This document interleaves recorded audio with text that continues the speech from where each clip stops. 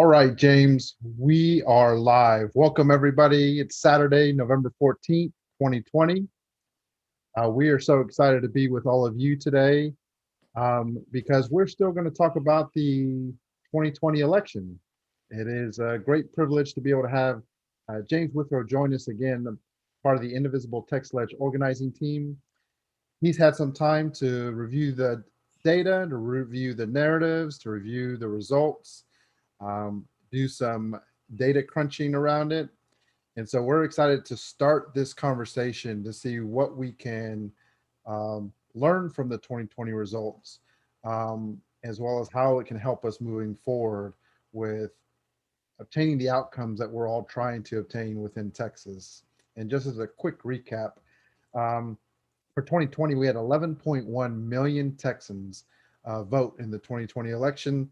And so that crushed the 8.9 million Texans that voted in 2016, which was the previous highest number of Texans that voted in an election. Our goal at Indivisible Text Ledge, as well as many of our partners and of course candidates that ran for the during the election, was to flip the Texas House. That was big goal number one for the election turnout. That did not happen. We pretty much stayed the same as after the 2018 election, where there is 83 Republicans in the House and 67 Democrats. And so that ability to flip the House with 9 seats is still intact. There was 1 seat lost from the freshman from 2018, but there was also another seat gained. So it ended up kind of netting that out. But I'm really excited, James, to talk with you today about the election results. How are you feeling after it's been, a little over a week since the election? Been able to rest? Yeah, I feel wide awake. I'm fine. It's one of those. It's a weird thing. Basically, the outcome, especially the Texas Ledge situation and kind of the statewide totals in the presidential race in 2019, they're about what I predicted. I kind of thought that at that point, I kind of thought, well, this will be a close election nationally. Texas will probably come out somewhere between Hillary Clinton's numbers and Beto O'Rourke's numbers. And then 2020 happened, and COVID, and President Trump's really poor management of the situation, and all the polling that we've seen. And, my expectations went sky high.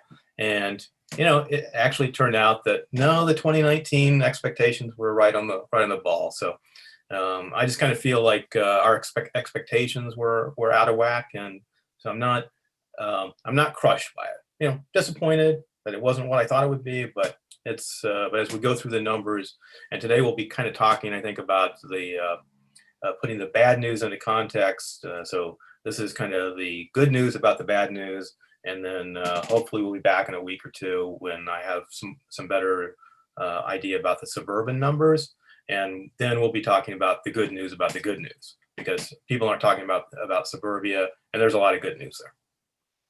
Awesome. Yeah, and I think just to reflect on that, that expectations in 2019 kind of landed what we were expecting, with as crazy a year as 2020 has been, is an interesting thing to reflect on itself. That what's motivating voters we may be able to understand a little bit more simply than what we think is what's going to motivate voters after going through this year. Yeah, elections are basically just tells you what you were wrong about is often how it feels at first, and then you realize, you step back and you think, oh, but we were right about this and that and the other thing. So. Awesome. Well, you've got some information that you want to share with everybody. Are you good to kick off your slides to start diving into this analysis? Sure, let's do that.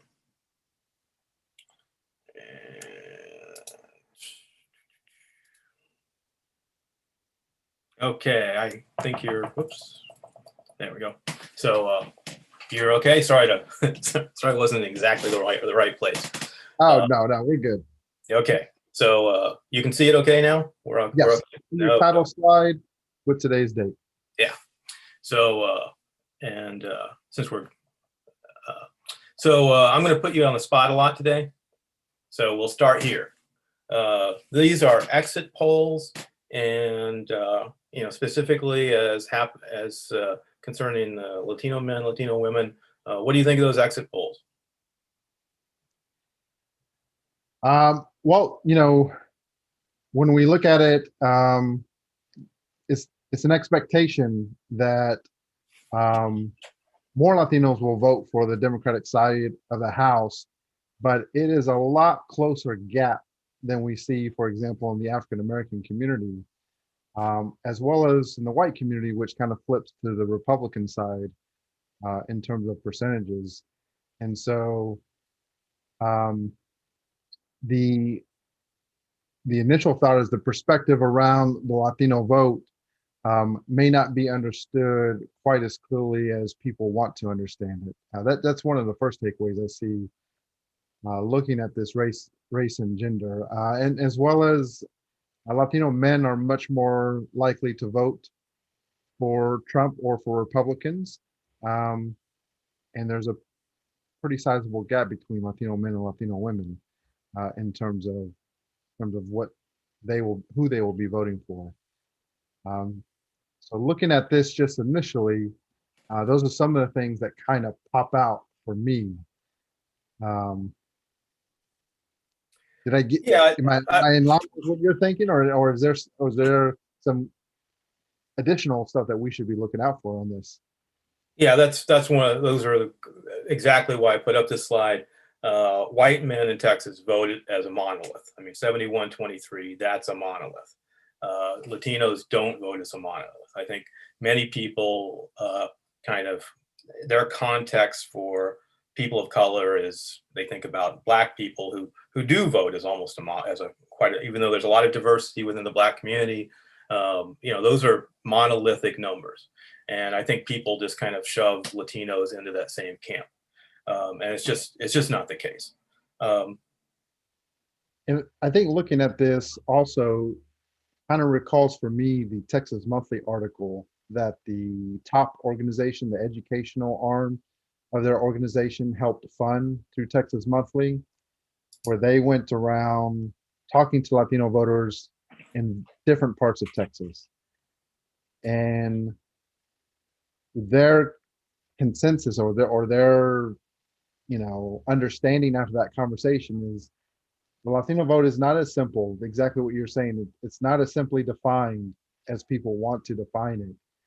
And one of their takeaways was we really have to do a better job of listening in terms of understanding the Latino population, because to your point, it is not a monolith. It's not going to vote in one particular way because we want it to, or because it's easier to analyze that way. Yeah. One other thing, though, is I've been egregiously deceptive and mean to you here because I've deceived you into thinking that this is the 2020 exit polls. But as we can see here with the Clinton heading this column, these are the 2016 exit polls. Absolutely. And so looking at 2016, this is where we were at. So around the other side, we're going to see what 2020 ended up looking like, huh? So 2020, and for some reason, CNN switched how they do it. But so now we're looking at 54-44, 60-38. And I'll go on to the next slide because this is kind of hard to remember what was on the last slide. But so that, as far as CNN exit polls go, these are the changes. Latino men going from 53-41 to 54-44, Latino women 69-28, 60-38. I wouldn't base too much on that. I mean, it kind of looks like Latino women really is where, and it should be Latino women here instead of Latino men. I made a mistake. Okay. But it looks like there was just like the gender gap lessened or something. And I wouldn't put too much faith in exit polls. They're okay, but they're not our best form of polling. And so we may get more information that will make this a little bit different.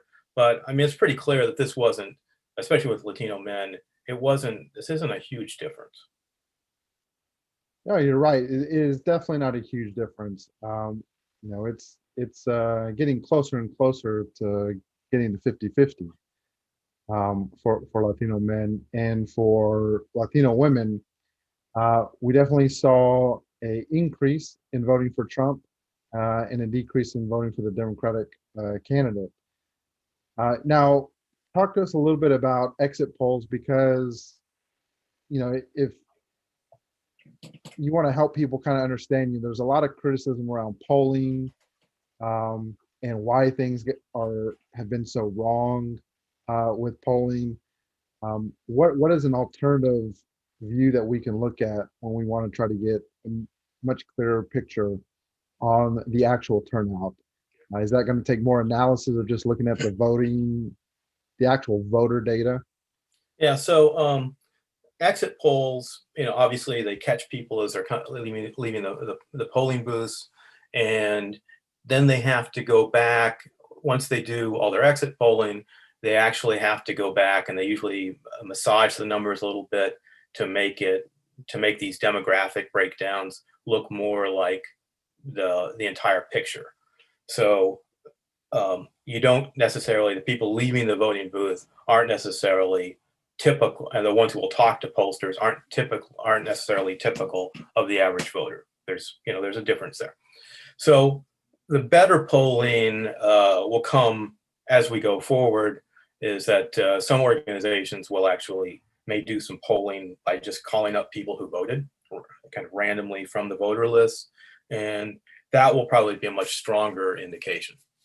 The other thing that makes polling Latinos, and really probably Asian people, really difficult is just the definition of what is a Latino.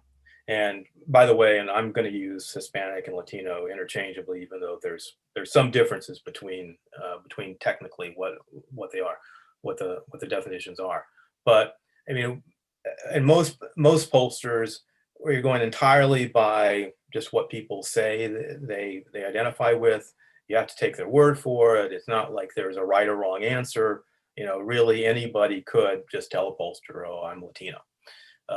And so, at least with the people who call up the voter rolls, sometimes what they'll do is they'll go by last name, and there's kind of a list of like the most common 100 Hispanic names. And so they'll just put those people into the Hispanic list, and that's probably a little better, at least. But the whole thing is sort of difficult, and I don't want to say there's a right way or a wrong way of doing it, but it makes polling Latinos all the harder, really. And I think that's been the consensus from a lot of people, is that the polling apparatus as a whole, after 2 election cycles now, is really in need for improvement.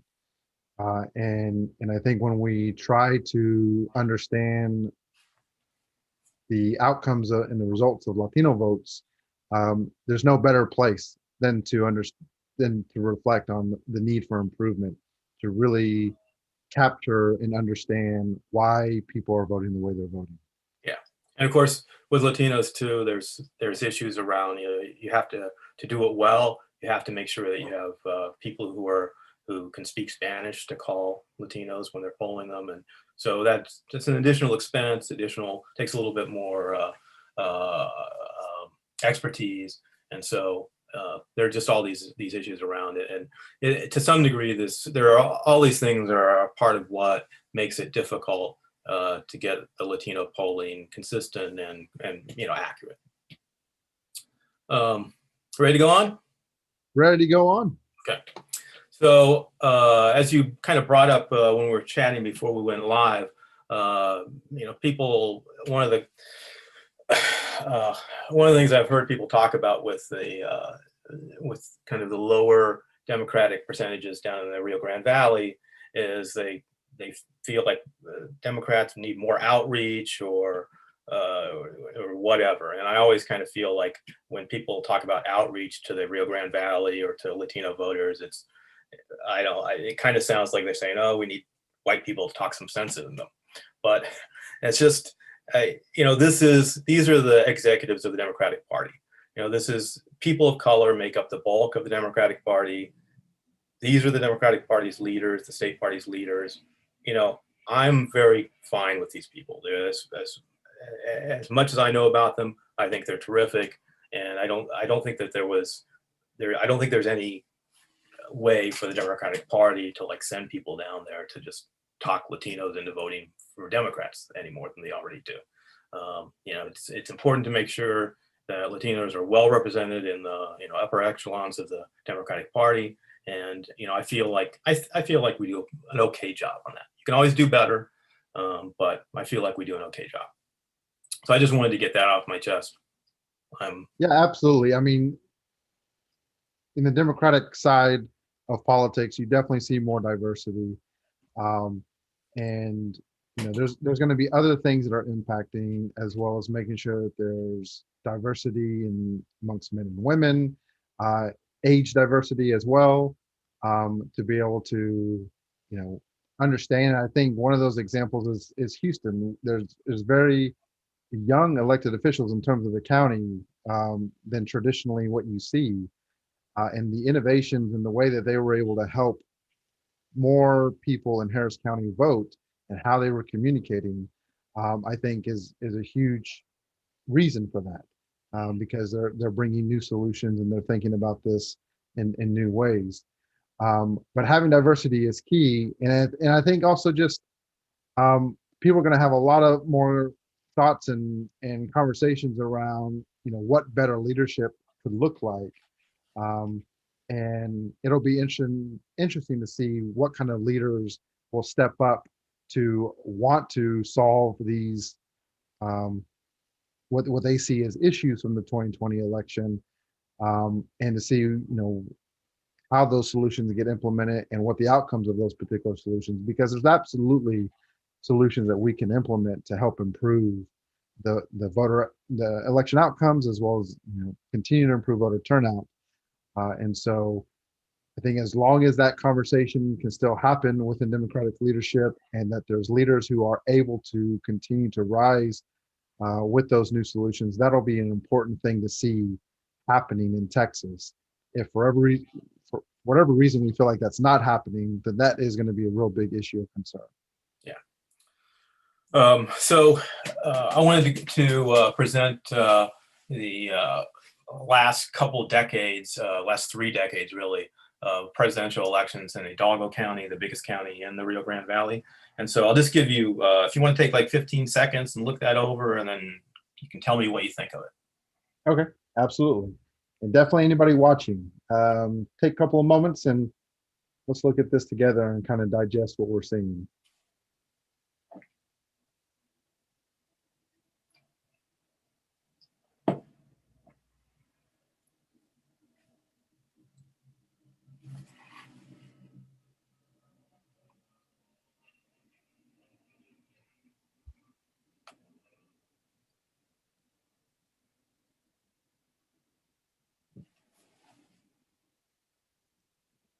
All right, there's a couple of interesting things. I think you've definitely seen fluctuations in Hidalgo County from race to race. Um, a Democrat president traditionally winning means higher turnout, but we saw something different with 2020, with Joe Biden winning the election, but not getting the same results as a 2008 Barack Obama or a 1992 Bill Clinton. And one thing that looks like it's similar to 2020 is really looking at 2004, when a Republican president was the incumbent. And that looks like to have really made an impact for who they voted for out of Hidalgo County. So those are some of the things that kind of stick out for me right off the bat. What does this tell you, James? Yeah, I'd say that those are exactly what I was hoping to portray here, and certainly how I see this data is that incumbents, when they run for reelection, tend to do a little bit better, perform a little bit better in Hidalgo than kind of the rest of the country. Uh, Bill Clinton in '96, the rest of the country didn't make a 10-point move. I think it was more like 5 or so toward Bill Clinton, and Hidalgo's extra, 10 extra. That's quite remarkable. 2004, when W ran for re-election, Hidalgo County closed quite a bit, even though the rest of the country was about even. They were both of his elections were pretty close to 50-50. In 2012, even though the rest of the country was moving a little bit more toward the Republicans after Obama's big 2008 win, Hidalgo County still found a couple extra points to put into the margin for Barack Obama. And now Donald Trump running as an incumbent president did really well. I mean, I think incumbent presidents may just do really well. I mean, that's not a lot of data points, but I kind of put it in the back of your mind, or kind of when I get through some of the other things, it may just make some sense that that this happened. But yeah, the fluctuation is also pretty remarkable. Frankly, the Rio Grande Valley seems to have a lot of swing voters. Democrats and Republicans should both campaign there, both contest it, because the results go up and down.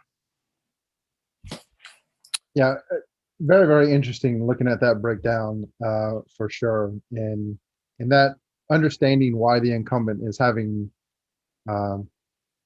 such an impact is something that hopefully we'll be able to understand even more and more. Hidalgo turnout, about a quarter more votes compared to 2016.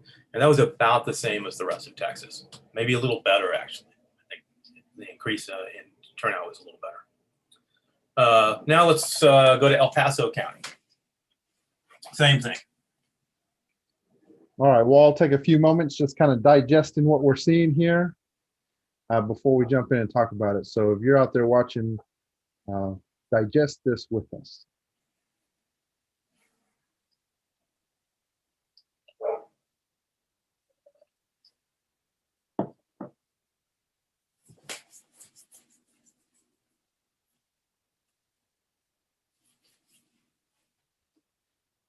So I think one thing I'm seeing with El Paso is that in the 90s and the aughts, there's definitely was some fluctuation there. But since 2008, it looks like El Paso is becoming a little bit more consistent with Democratic results on the presidential level than what we saw in the decades prior. Yeah, I'd say that. Go ahead. I'm sorry, I didn't mean to interrupt you. Go ahead. No. I'm good. So, and again, though, huge county for Latino voters, and those same things with incumbents, you can kind of still see them here. Bill Clinton doing much better in '96. W gaining ground in 2004, not a lot, but about 5 points there. Looks like in the margin. 2012, Barack Obama. Compared to the rest of the country, that's still better than he did in most of the rest of the country. And then this year, Donald Trump getting about 7% better margin than last time. And I think my kind of working theory, I don't have enough data to prove this, but I think in general, Latino counties trend toward the incumbent by about 5 to 7%. Which is what I think we're going to end up with in Latino districts here in Texas and with Latino voters. Is about a 5 to 7% trend toward the incumbent, and it's probably the same thing with Asians. A lot of the things that we talk about with Latinos, I don't think really have that much to do with anything that's intrinsically Latino. I think you can usually point to other things about the group. Turnout has often been low because it's a younger set of voters.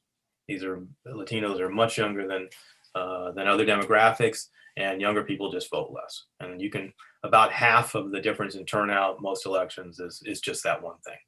And so immigrant groups may kind of tend to trend toward incumbents. I don't think that's I don't think that should be all that shocking to people. If you're a first or second generation American, your life is probably much better than your parents or your grandparents. To you, future is bright. In general, speaking very generally. So it could just be that incumbents just do better. But yeah, you're right on that. El Paso has turned into a fairly reliably Democratic city or And then county. also looking at that portion of, first generation, second generation, I, do you feel like just as they're developing their history of voting, as they're developing their engagement of voting, that knowing who's in front of you, like understanding who's already in office, is kind of impacting who people are going to vote for, um, because the amount that they've been um, engaging and paying attention and passing along knowledge and and just community knowledge and everything that's still being developed. Do you think there's any impact in that in terms of how those trends of voting end up happening? This is more just a curiosity in terms of how we see first generation, second generation Texans and Americans voting. I'd be curious to see if that is making any impact and why that skews to more incumbents in terms of where the votes are going. Yeah, and if it does, I mean, I'm kind of going on a theory here. I haven't seen anybody really look at the numbers. I'm an amateur, but I haven't seen anybody who's a professional like look at the numbers and confirm that. It's just kind of a hunch I have. And I've heard some things since the election that Asians also broke a little bit toward the incumbent. And we'll just have to see once they play with the numbers a little bit more. One way of kind of looking at the new voters in this election, and like in Hidalgo County, 25% increase in voters, that's pretty significant. One way of looking at it, both with young people and and possibly even the Latino community, is that the people who vote the most in the Latino community are tend to be very democratic. And it could be that the people who were a little bit more disengaged from politics and didn't vote all that often are much more kind of 50-50. And so with all the new voters, it wasn't that they all voted for Donald Trump. It's just that they were much more likely to than the politically engaged Latino voters that we've seen in the past. Yeah, and I think just some personal reflection here, James, thinking of myself looking back at myself as a younger Latino voter, where was my mindset or what was I hearing from my family and community? This is definitely anecdotal for everybody out there. So, but as we're talking about this conversation, I remember the conversations around George W. Bush's reelection. 9/11 happened in 2001. We were in war with Afghanistan, war with Iraq was happening. And a lot of the conversation around the dinner table or around the community was, do we want to change presidents right now while we're so fresh off of a 9/11 attack and while all of this work is being done, understanding the policy or the implications around going to war with Iraq was not about the conversation. Understanding, whether there was, you know, unethical things done to go to war or anything like that was not the conversation. It was simply viewing it for what it was. And the conversation in our community as a young Latino voter was around simply that. We're at a time of war. We've had an attack in the last couple of years. It's about safety. Do we really want to make a change and risk anything? And so and I share that anecdote as a way of risk aversion feels like to be a part of some of the decision making when people are voting, and change can sometimes introduce risk. And so how do we communicate? How do we help people understand what their initial reaction or concerns could be, that may be leaning towards more of that incumbent um, voting that's happening. Would you go so far as to say that anybody around you thought it was, I don't know, slightly unpatriotic to vote against the incumbent in those situations? Yeah, especially during that time, especially during post 9/11, very fresh off of that. Definitely there's a sense of, this is who the president is, this is the decisions they made. They should be afforded another 4 years to be able to see their decisions through. And definitely maybe a sense of patriotism was tied to that. Um, and so I think that's just very interesting to kind of see how people continue to react and vote for incumbents. And we'll continue to see as each election cycle happens. And what that breakdown is when it comes to presidents and when it comes down to where we really focus on in the state legislature, or how statewide races, like how does that continue to impact people's decisions? I think this is a fascinating theory that you have and continue to analyze, so that we can continue to kind of keep an eye out for it. Well, I'd like to also say a couple more things about El Paso, which is, it seems like El Paso only gets in the news, with with tragic events like the shooting there, the racist shooting that happened there, and now this COVID outbreak that's just god awful. I just horrible in El Paso County right now. And a year and a half ago, before COVID, I took like my vacation in El Paso. I went out on a train and stayed there for about 7 days, and such a friendly place. I don't regret it one bit. Kind of walked around El Paso, saw a bunch of baseball games, and really enjoyed it. And so all the stuff that's happened to El Paso really makes me sad. But so couple things that are, I think, about El Paso that I think are kind of interesting. And again, kind of comparing it to Hidalgo County, which both counties are about the same size, but we've seen them that they vote quite a bit differently. And I just wanted to also point out that, like, in 1970, non-Hispanic whites made up 40% of El Paso, and now it's down to 12, which is fairly radical change. Hidalgo County I think, has been, I didn't look it up, but I think it's been very Latino for quite a while, but that seems like a big change. Likewise, El Paso is the 22nd biggest city in the U.S., right there between Boston and Nashville. Wow, that's not something that comes to mind when you think about El Paso. And Go ahead. I wonder the enormity of Texas, because I know as somebody who lives in Fort Worth, people don't feel like Fort Worth is the size that it's listed within, the country. And I feel like El Paso maybe has that same sense or that view, that perspective that people have, that, when you think of Boston, you think of a very large city in the north, a lot of people. Some of it could do because of the amount of people that are packed within a certain amount of space, and the imagery that we get from that and everything. But El Paso being listed 22, I think, would be a surprise for a lot of people.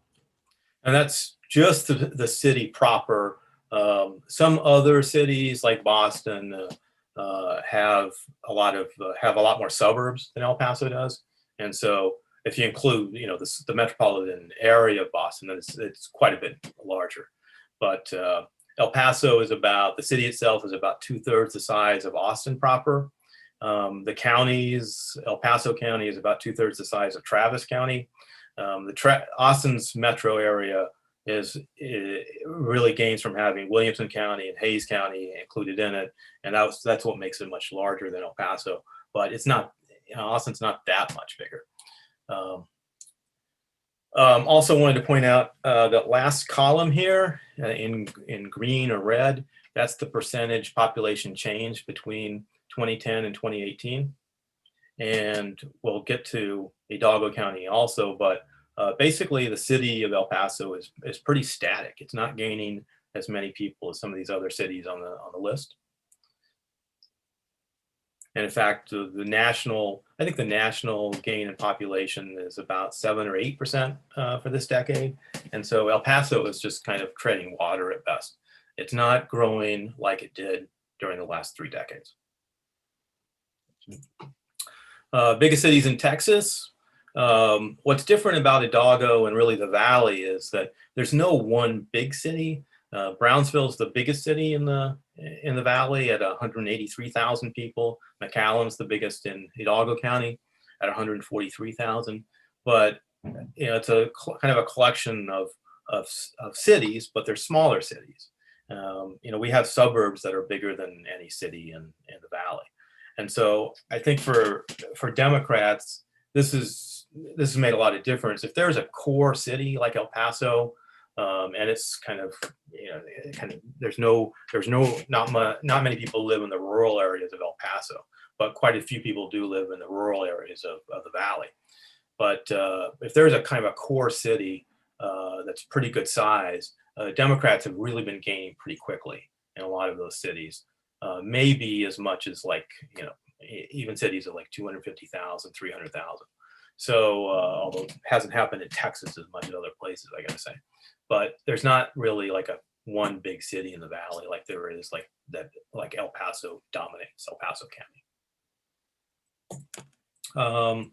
So in the Rio Grande Valley, Derek Ryan, who is on Twitter as @LonghornDerek, did a kind of a preliminary breakout of the Texas Ledge districts and how they voted for Trump in 2016. That's the first column. That's the kind of middle column here. The third column, really. Fourth column is how they probably voted for Trump in 2020, and then the last column is the change. And so these are some of the Rio Grande Valley districts, and you'll notice 41 there is about half the gain for Trump of the other districts. And this is where people are a little perplexed, and they were expecting things to not be moving in that direction. Yes. So what's different about 41, I'm going to interrupt you here, but what's different about 41 is that it's the most educated legislative district in the Valley. It would actually be kind of in the middle of all Texas districts, Texas House districts. Out of the 150, it's in the middle 50 for college degrees. And so its gains for Trump's were about half of the others. And this pattern, according to the data that Derek Ryan has provided so far, looks like that's also the case in Harris County, in eastern Harris County. There are some Latino districts there that had pretty good gains for Trump, but they don't have very many college degrees in those districts. In western Harris County, kind of central western Harris County, the Latino districts there, on the other hand, where it was flat. So education is one of the things that's sort of important even within the Latino community as far as how it's trending. And I would hope that now that Latino voters are about 25% of the voters in Texas, that will get more people in the news, in the media, and even on social media, who will break out Latinos in various groups, just like we do Anglos. I think it's pretty obvious here that Latino voting in rural areas is different than cities, and kind of middle-sized cities are different than either of those, and also by education. I think that's a super important point that you're making, because as we've already referenced, the Latino vote is not a monolith. The expectation that Latinos are going to vote in one direction or the other, and also that they're going to vote consistently from election cycle to election cycle, is not something that we see. And so with its growing population, with the growing number of voters in the Latino community, with them being young and continue to get millions of voters each election cycle, I think the suggestion you have of breaking it down, of really not looking at it as one category, but really starting to have subcategories for Latino voters to be able to understand the differences within the communities, and also just the backgrounds as well. We have Latino voters from all different parts of the world, from all different backgrounds, whether it's, even though Mexican um, Americans make the majority of Latino community, or people who identify as Mexican American or Chicano, or things like that. Um, Whether it's Cuban descendants, or from Cuban families, or from Central America, or from South America. I think that breakdown, as well as the rural, urban, education, we just need to get better at really breaking down this data and not keeping it as one category, because it is too diverse. Yeah, and we're talking about. I'm glad you mentioned that. I'm only off by that would have been a terrific slot segue into what I'm going to talk about after this. But I've got one slide, and then we're going to hit exactly what you said. Awesome. It would have been out of this world if I hadn't put this extra slide in. But No worries. I just wanted to mention that Hispanic voters. You'll notice the 756,000 here. That there were, as far as eligible voters go, there was over 750,000 new eligible voters who were Hispanic. White voters are actually losing their numbers in Texas.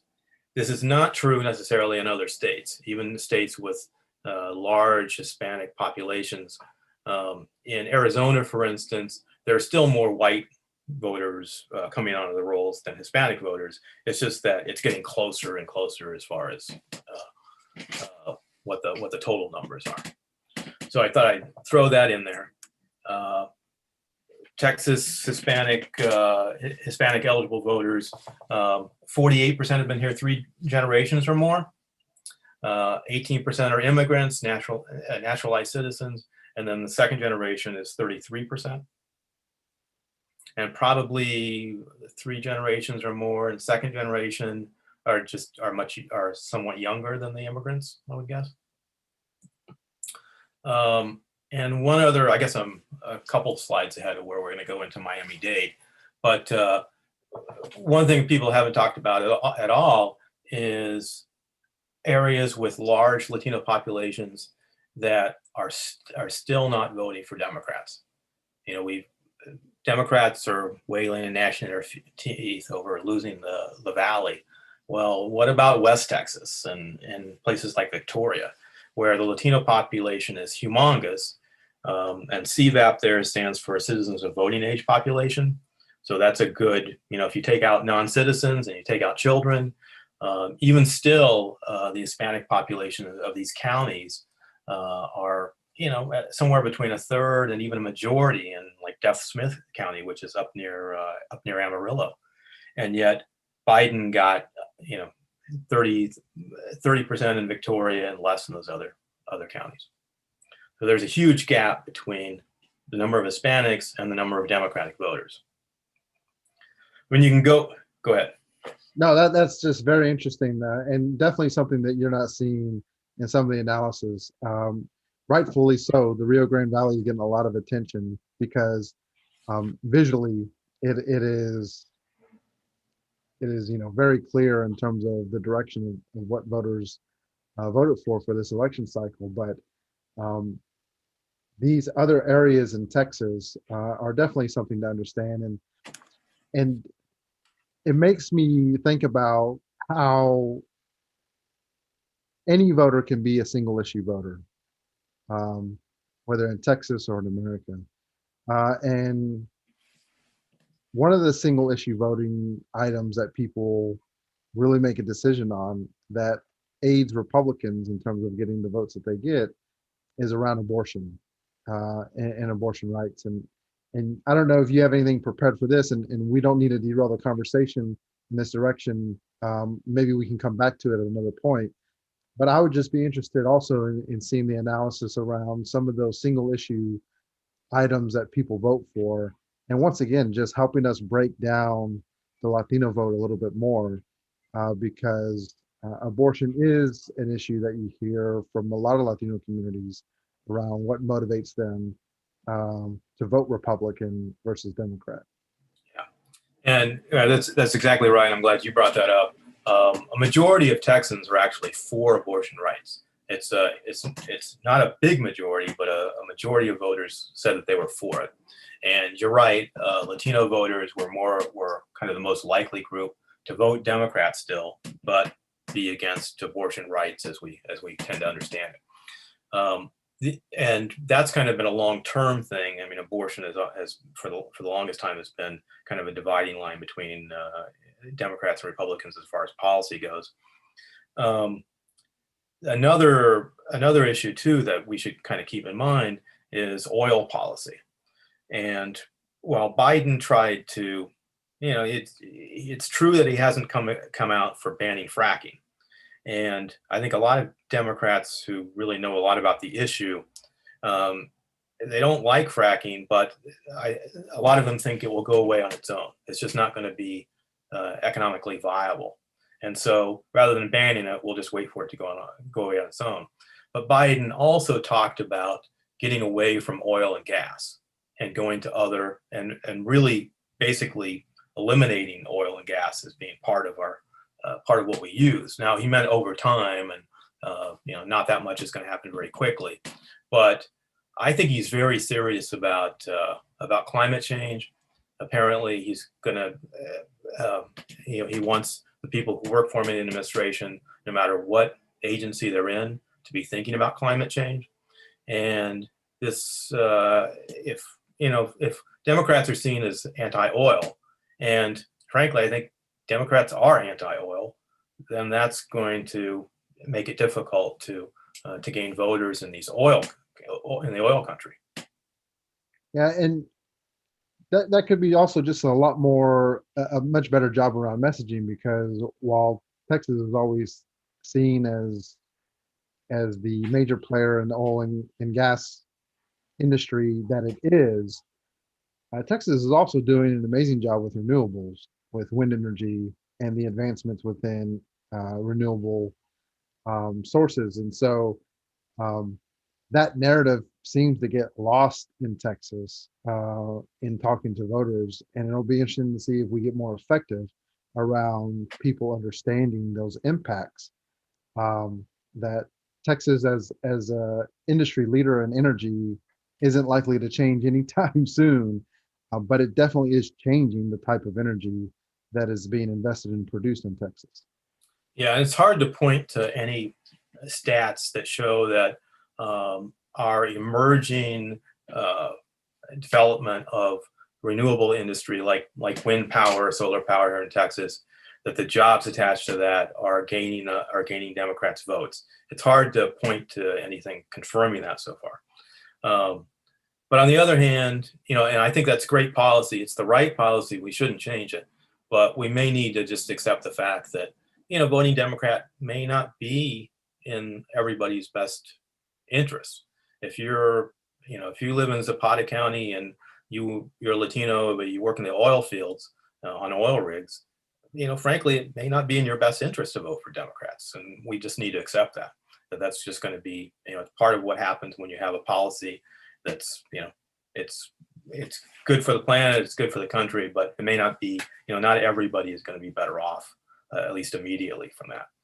And Right. frankly, people who work in the energy field in Houston, who work at headquarters, they have skills that they'll be able to port their skills over to other jobs, and their entire company may actually change. It could be an energy company that now oil is a big part of what they do, but they'll gradually trend over to renewable, and everybody will keep their jobs, and it'll be fine. But if you work on oil rigs, those skills don't necessarily port over to other jobs. I mean, if there aren't new oil rigs going up, you're not going to be able to make as much money as you do now. And voters' economic viability for themselves and for their families is always going to continue to be a big issue. And with um, the energy industry being such a huge source of employment, um, not only will we need to continue to look at the policy and the narratives around that, but as a whole, people's economic viability is going to be one of the most important things they're going to vote for. And so we really have to understand when we're talking to voters, or when we're listening to voters, actually, is what we should be doing first, is really hearing them and trying to understand, what their concerns are, because um, if they feel their economic viability is at risk, um, that's going to cause a very, clear reaction in terms of who they're going to vote for a lot of people. That's true. If you'd like, I'd like to actually go into Miami-Dade, because a lot of people have talked about the Cuban vote in Miami-Dade. And so these are those same voting statistics from the last elections there. I'll give you a few minutes to look it over, Alex. All right.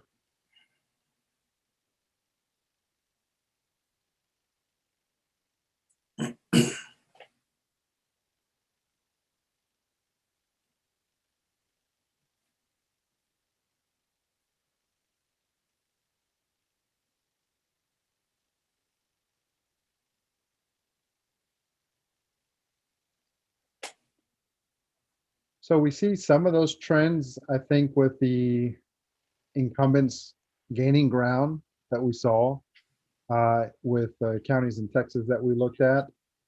But for me, looking at this, it feels like the swings are a lot harsher, um, and the fluctuation of the vote.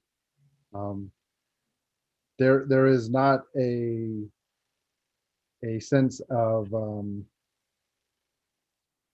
knowing the vote, or being able to rely on the vote consistently, um, from what I'm looking at initially on this. And I mean, looking at that swing from 2016 to 2020 um, is a little bit bigger than the swing from 96 to 2000, but you see a pretty big change, a significant change within those two elections. Um, Let us know what you're thinking, James. Yeah, so the incumbent thing, I think it sort of holds up, but with one exception, in that Bill Clinton, running for re-election in '96, made big gains. And skip down to 2012, Barack Obama, running for re-election, made a pretty significant gain, even though he was losing ground in the rest of the country. And then likewise, Donald Trump, huge gain this time. The one exception is 2000, 2004. George Bush did about the same. I will say that in 2000, the year 2000, there was a pretty important issue, which was the Evian Gonzalez case. Do you remember that one, Alex? Yes. About the young boy, right? Yeah, the young boy who was whose father was still in Cuba and wanted him back, and the Clinton administration sent him back to Cuba, which was emotionally charged, just this, and made a big difference. So that could be one reason why there was such a big drop between '96 and 2000. And so since there was already such a big drop, 2004 may not have been such a big deal. But I just kind of throw that out as a possibility.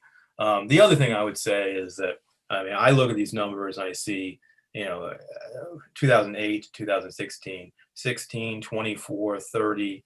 Those are pretty huge margin gains. And when you see something like that, sometimes it's unsustainable. Things will just swing back the other way.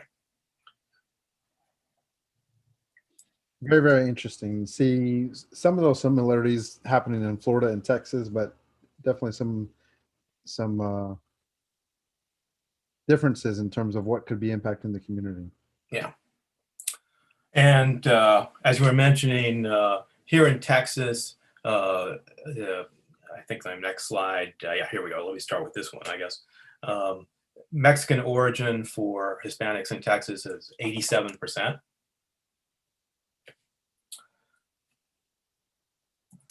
Florida, very different. 3/4 being Cuban, Puerto Rican, South American. I didn't realize the South American part was so high, frankly.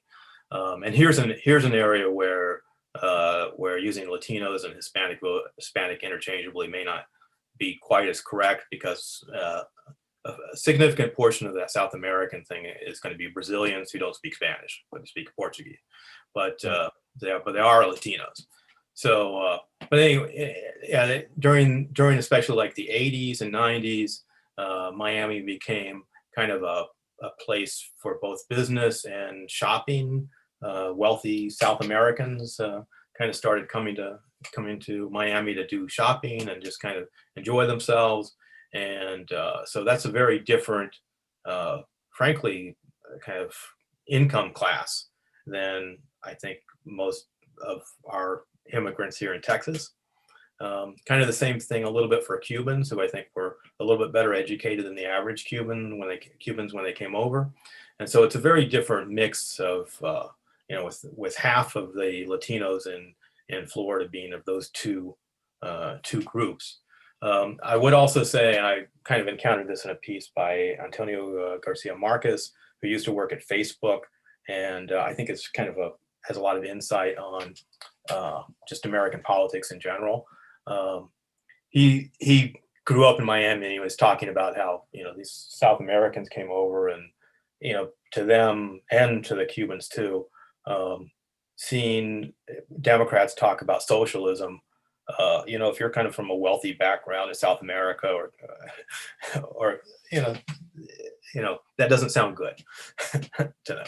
So this election may have just been particularly difficult, for Democrats with those two groups. And, it could be that once, Joe Biden is president for 4 years and, people in Miami-Dade realize that, he's not going to be able to institute socialism, then, it could be Democrats will gain back much of the ground they lost. It'll be very interesting to see what those turnouts are. But and just to highlight what we've been talking about, the Latino voters across the country, we need to break it down a lot more than we are right now. Talking about the Latino vote as a singular thing is really doing an injustice to us understanding our fellow American voters in our country, because there's so much diversity within the Latino community, and we really need to understand it. And that also comes just from when you talk about work around racial equity work, around truly understanding the differences between all of us and being able to highlight that information and education. We need a lot of work done in America to not simply to oversimplify groups of people, because it fits or it helps make it easier in a conversation or a narrative or whatever. We really need to see that diversity of people that we have in America, and continue to try to understand all the different motivations that may be impacting people from various background sources, various communities. And so hopefully we'll be able to continue to improve and mature in that analysis and that conversation, because it is going to your point, it's going to matter what the word socialism means to certain people. It's going to matter what industry we're talking about for different people. And the better job we can do at that, the less surprised I think we'll be whenever we see percentage of voters pointing in one direction or the other. So I think this is a great encouragement for people to try to understand the Latino community a little bit more, to try to understand the different pockets of population we have within Texas, not to be overly presumptuous whenever you're looking at information and data, but to really dig a little bit deeper into those communities and understand those communities. Yeah, I mean, we have human beings really kind of have a need to generalize and to make generalizations. I don't think there's any way to get around that, but I think we can do better on our generalizations. Absolutely. One other thing I'll just mention too is there's a pretty good clip on YouTube by the comedian Gabriel Iglesias, aka Fluffy, and where he talks about going to Miami, and the clip is called "Cuban Coffee Almost Killed Me," and I just like to give a shout out to he was born and raised in like San Diego and Long Beach, and so California. And so his trip into Miami was, it was, I don't want to say it was like going to another country, but he definitely talks about the Cuban community in Miami, Miami community being different than what he was, used to as far as another Latino community in California. So let's see, did this one. So diversity, here we go. So the other argument I'll be making for some time is that the Hispanic population in Texas is actually more diverse than the Anglo population. In 2 years, in about 2022 or so, the Hispanic population will become larger than the Anglo population. And if you believe, as I do, that every human being is unique, then it's just logical to assume then that a larger group of people are going to be more diverse than a smaller group. So that would be my first argument about that. Almost all Anglos were born in the US. Latino population is about 30% immigrant. So the Latino population here is more diverse there. We Anglos almost always speak English as our first language. There are very few exceptions to that. And while English proficiency is growing among Latinos, there's more diversity in what language they speak at home or in jobs or what have you. Very few young Latinos only speak Spanish. I mean, I work at a grocery store, and you can kind of tell there's some kind of generational change happening. Sometimes in the break room, I've heard an older Latino speaking Spanish, and the young Latino answers back in English, and they'll have whole conversations this way. Yeah, and there was definitely, and definitely that also has aspects of how people have grown up in America, whether their family committed to assimilation and the pressures of assimilation, to where I know when you look at the baby boomer generation of Latinos, they may have tried to encourage not speaking Spanish, or they were discouraged from speaking Spanish growing up, or penalized from speaking Spanish. And so then their kids didn't speak Spanish, whereas, depending on whether it's a family that has continued that tradition of speaking Spanish multi-generations, or whether it's immigrant community who Spanish is their first language. And so, that becomes more apparent, in their family communication and dynamics. You have those diversity in terms of how language has been utilized within the Latino community and their experience, being in America. And so, understanding that diversity is really important for people to be able to continue to communicate to voters across the state. Yeah, I have coworkers from the Valley. A couple of them, some of them speak Spanish and English both very well, but I have a couple who don't speak Spanish at all. And one thing I'll say about the Valley that I should have said earlier too is that, like El Paso, it's really not growing in population. It's kind of keeping up with the population growth of the rest of America. And I'm kind of concerned about the Valley going forward, in that, there's an agricultural industry there. I'm not sure what else is, going to provide jobs going forward. I mean, what I see on a personal level is the Rio Grande Valley kind of being like Kansas, in that its biggest export is high school graduates. That they leave the Valley and they go elsewhere for better jobs. And so it doesn't really fit in anything else I've talked about today, but I just thought I'd throw that out there. I'm not sure how that's gonna, that's it. The Valley may kind of feel like many of these other areas in the Midwest, where industries have gone away, or there aren't enough jobs, and their kids have to go elsewhere, especially if they're going to go to college. Or they get a degree, and better jobs are elsewhere. And so I don't know. I'm just a little worried about that. But anyway, so sometimes I've spent way too much time thinking about, what is the median Latino? How would you describe like the median Latino couple in Texas? And I just, even like working through the data, I always have a hard time with that. But if we were talking about Anglos, the median Anglo in Texas lives in a suburb. I mean, that's an easy one. Latinos are spread out more evenly among rural area cities and suburbs. And therefore, another reason to think of Latinos as a more diverse population.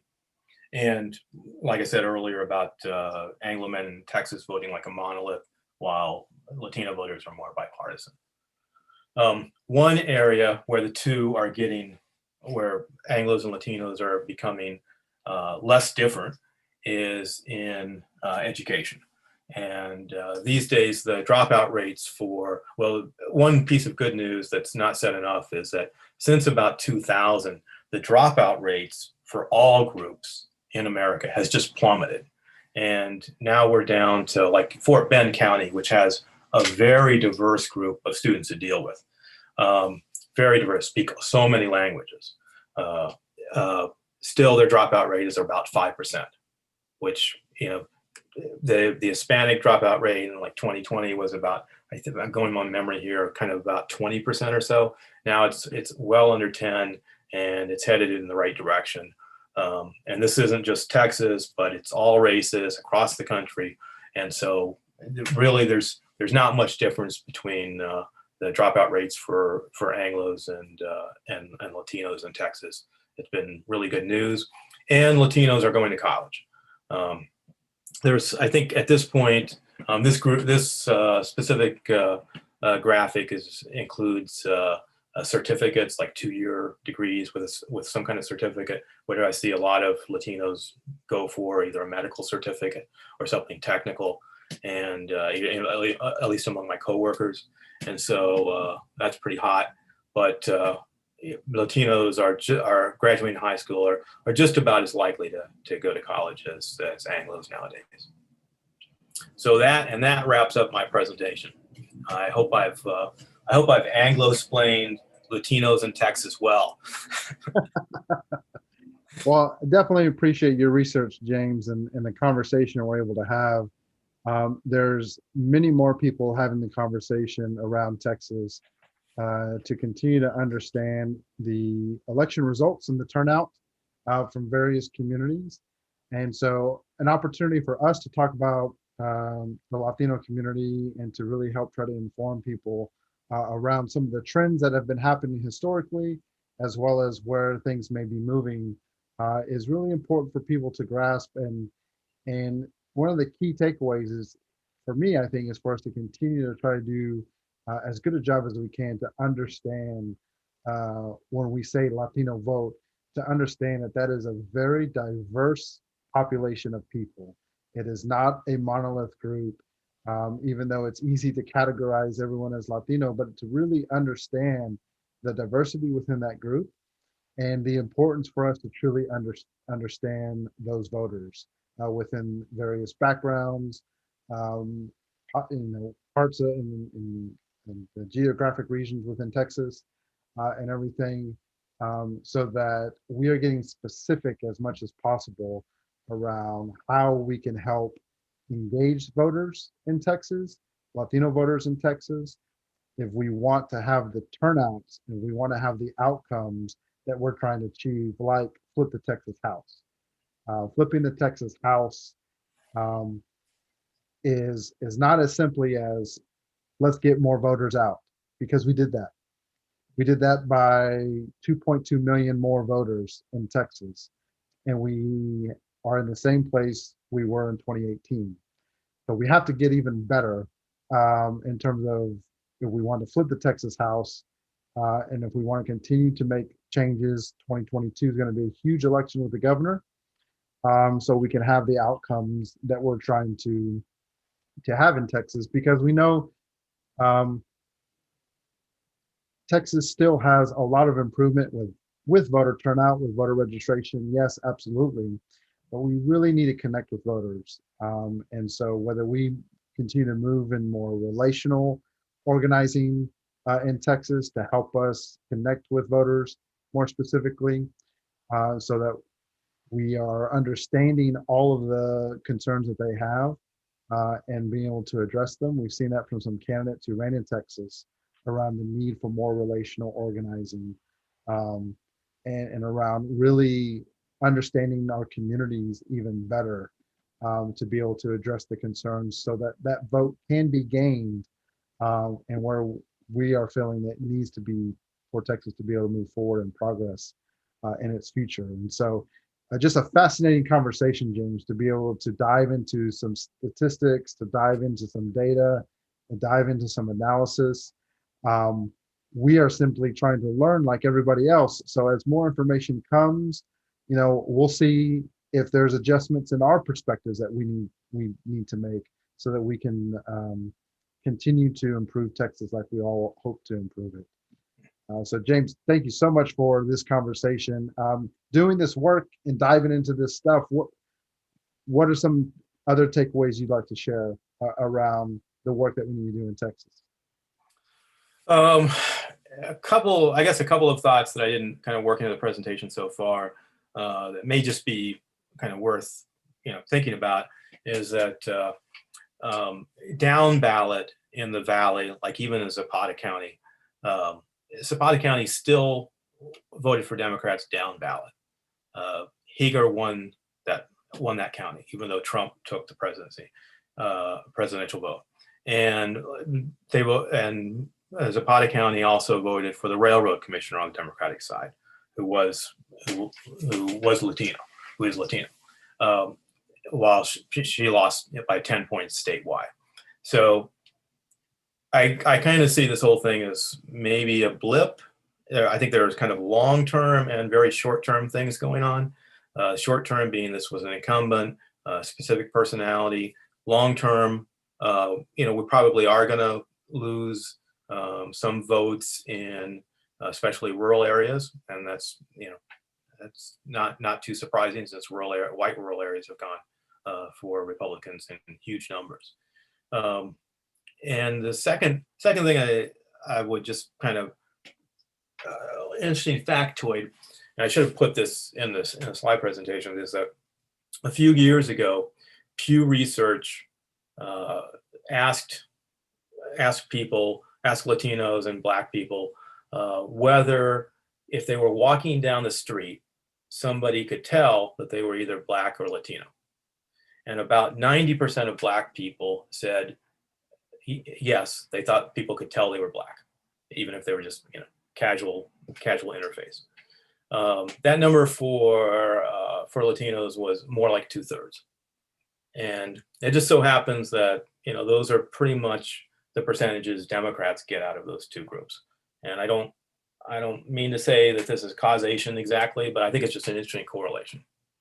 But nonetheless, I think Democrats are, we can always do better. I think the Latinos and Black people, the other people of color, more and more Asians also, who make up the Democratic Party, are doing a fine job, and they just need to keep at it. And of course, there's always room for improvement, but I don't have anything bad to say about them. Well, James, thanks so much. We've been able to have a long conversation around this, so we thank everybody who's been able to watch this with us, and we're really excited about having part 2 for you here later this month, to kind of dive into other areas of results in Texas, especially the suburban areas, and what that's looking like for Texas moving forward. As always, James, it's amazing to be able to chat with you. We look forward to having a conversation with all of you in the future. Continue to follow Indivisible Texas legislature is coming up. It's going to be a big thing in Texas. Follow us, share our page with your networks. And if you want to join our organizing efforts, visit indivisibletxledge.org/join us. And you can join our organizing team and really help us make a difference in Texas. Thanks, everybody. Thank you.